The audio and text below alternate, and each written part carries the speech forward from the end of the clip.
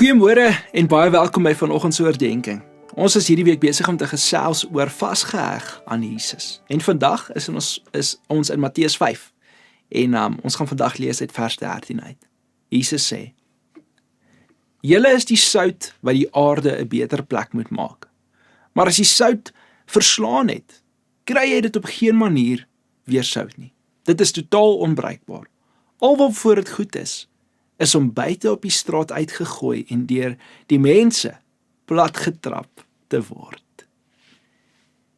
Nou hierdie beeld is baie sterk. Jesus sê nie net hier dat gelowiges sout moet probeer wees nie. Hy sê, julle is die sout. Ek en jy, ons is die sout. Met ander woorde, as jy aan Christus behoort, moet jou lewe 'n sigbare, tasbare invloed hê. Sout werk nie deur aandag na homself toe te trek nie. Sout werk deur in te dring, te bewaar, smaak te bring en iets te verander.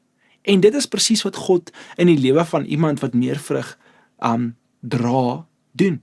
Wanneer God meer vrug in jou lewe bring, laat groei, maak hy jou nie net meer godsdienstig nie, hy maak jou lewe meer betekenisvol, meer suiwer, meer bruikbaar en meer invloedryk. Ware vrug is nie net iets wat in jou gebeur nie, dit is iets wat ook deur jou begin gebeur, net soos met sout. Jou woorde begin anders lyk, jou reaksies begin anders wees, jou teenwoordigheid begin anders wees. Mense sien iets van Jesus in jou lewe, selfs voordat jy 'n woord sê.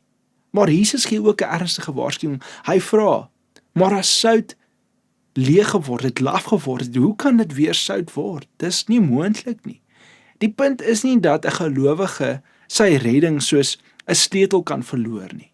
Die punt is dat dit moontlik is om so naby aan die wêreldse manier van leef te beweeg, dat jou onderskeid begin verdof. Jy behoort nog aan Jesus, maar jou lewe wys dit al minder. Jou invloed word dof, jou getuienis verloor sy skerpheid. En dit is juist hoekom God in ons lewens werk. Hy is nie tevrede daarmee dat ons net gewone Christene is wat in niks uitstaan nie. Hy vorm ons sodat ons werklik anders sal wees. Nie vreemd op 'n oppervlakkige manier nie, maar heilig, opreg, liefdevol en standvastig. So meer vrug beteken dat God jou lewe so verander dat dit nie meer laf of flou of geestelik vaal is nie. Hy maak jou weer skerp. Hy laat jou lewe weer iets dra wat ander mense beïnvloed.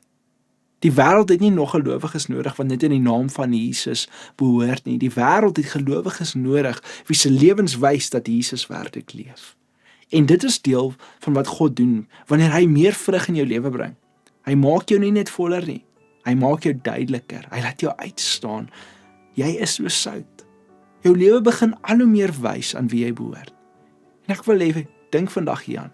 As mense na jou lewe kyk, sien hulle iets van Jesus in jou? Of het jou geestelike invloed miskien flou begin raak? Kom ons bid saam. Here, vanoggend wil ek kom bid dat ons sal besef dat ons is sout.